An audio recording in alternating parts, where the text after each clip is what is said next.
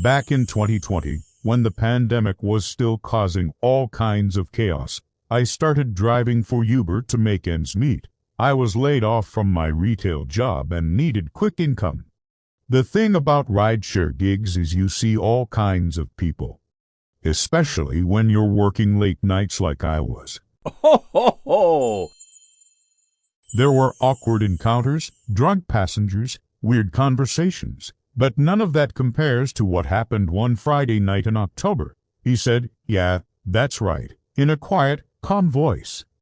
I remember thinking he sounded a little off, not drunk or high, just sort of flat.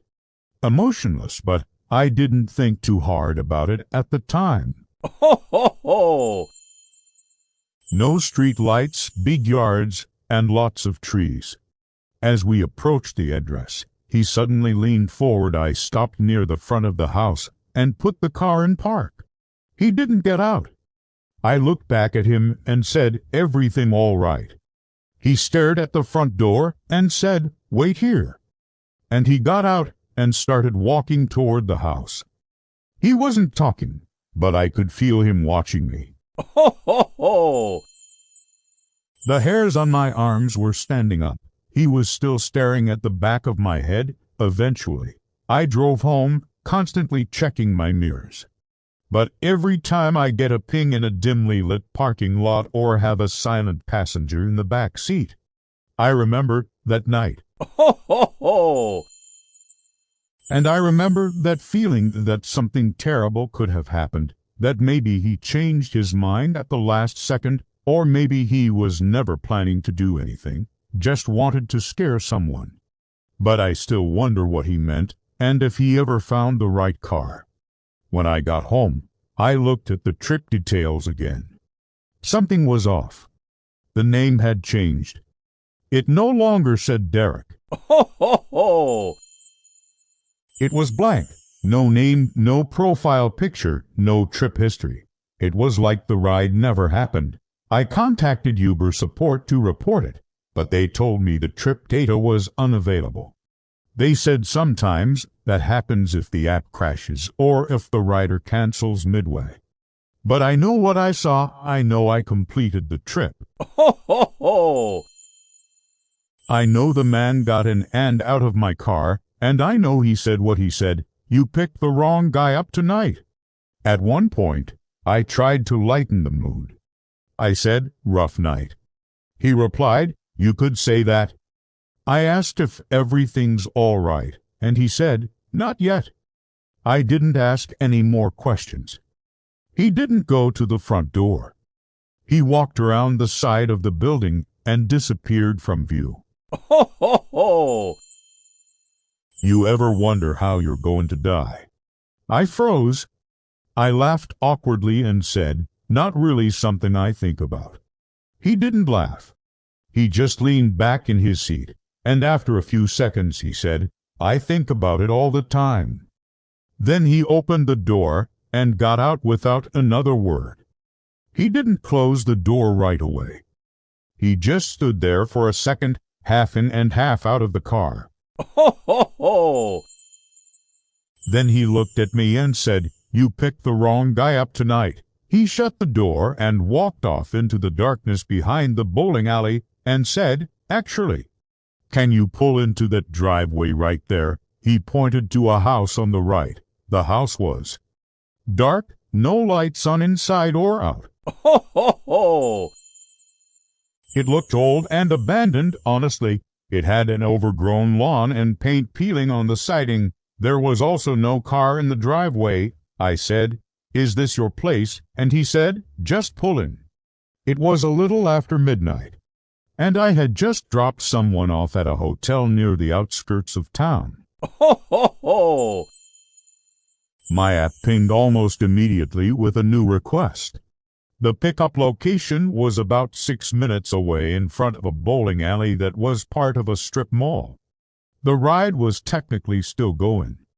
I didn't want to drive off and get penalized, but I also felt like something wasn't right. He opened the rear door, got in and said, "Take me to the other place." I asked what other place. He said, "Just drive." I'll tell you. Ho, ho, ho! I said, you need to put it in the app. He didn't answer. He just stared at me in the mirror. I said again, I can't take you anywhere unless you put it in the app. He didn't say a word. After a few seconds, he told me to drive to where I picked him up. I didn't want to argue anymore, so I started heading back toward the strip mall. My gut told me this guy wasn't just heading inside to grab something. Ho, ho, ho! Finally, I ended the trip manually. I marked it as complete and started to back out of the driveway. But before I could shift into reverse, I saw him walking back toward the car fast. His hands were empty, and he had this strange look on his face, like he was angry or excited. No cars in sight, and the bowling alley looked closed. But there was a man standing alone under one of the lights, wearing a gray hoodie and jeans. Ho, ho, ho! He was tall, maybe 6'2", with his hands in his pockets, head down like he was looking at his shoes. As I pulled up, he looked at me but didn't wave or move. I rolled down the window and said, "You Derek." He nodded slowly, walked over, and got into the back seat behind me. Pretty standard stuff. The name on the ride said Derek. I accepted it and started heading over. Ho, ho, ho! The area was quiet when I arrived, just a few dim parking lot lights.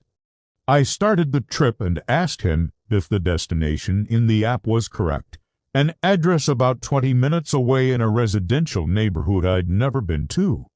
I started driving, and he didn't say anything for the next 5 or 6 minutes. I glanced at him in the rearview mirror now and then, and every time I looked, he was staring straight ahead. Ho, ho, ho! Not out the window or at his phone, just at the back of my head. I tried to break the silence by asking how his night was going. He paused, then said, "Just needed to get out of there." I asked out of where. He said, "Doesn't matter." So I didn't push it. We drove a while longer. About 15 minutes in, I realized we were getting closer to the destination, but the address was in a really isolated part of town. Ho, ho, ho! I hesitated but turned into the driveway. I sat there for maybe 2 minutes trying to decide what to do. I unlocked the doors because I didn't want to make it a confrontation. But something in me was screaming not to let him back in the whole way there. I felt this pressure in the car. Ho, ho, ho!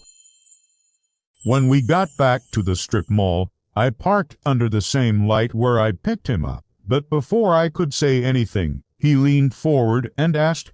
I sat there for a minute, too shaken to move. I've never seen him again, and I hope I never do. Ho, ho, ho!